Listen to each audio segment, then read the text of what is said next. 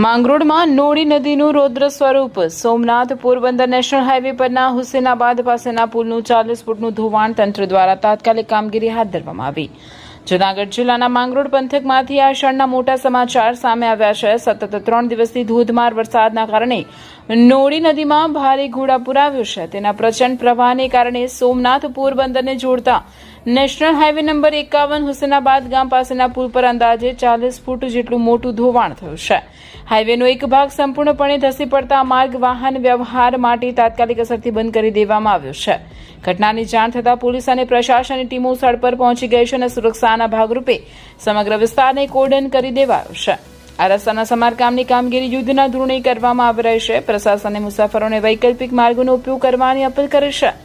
સતત વરસી રહેલા વરસાદને ધ્યાનમાં રાખીને સમગ્ર વિસ્તારમાં હાઈ એલર્ટ જાહેર કરવામાં આવ્યું છે અને પરિસ્થિતિ પર સતત નજર રાખવામાં આવી રહી છે.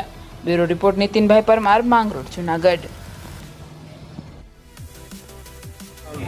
માંગરોળ તાલુકાની જે નોળી નદી છે એમાં અતિશય 24 કલાક વરસાદને કારણે અતિશય ઘોડાપૂર આવવાના કારણે ત્યાં વેરાવળ પોરબંદર હાઈવે ઉપર મોટું ગામનું 40 ફૂટ જેટલું પડી ગયેલું છે અને વાહન વ્યવહાર અત્યારે બંધ છે.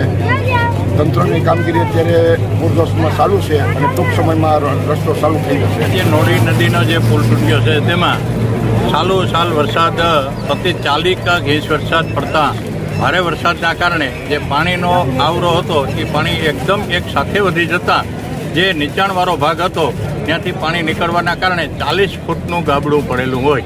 પરંતુ તંત્ર પણ અત્યારે કામે લાગ્યું છે અને ટૂંક સમયમાં આ રસ્તો પૂર્ણ કરી અને રિપેરિંગ કરી અને જે ટ્રાફિક જે છે એની સમસ્યા હલ કરશે.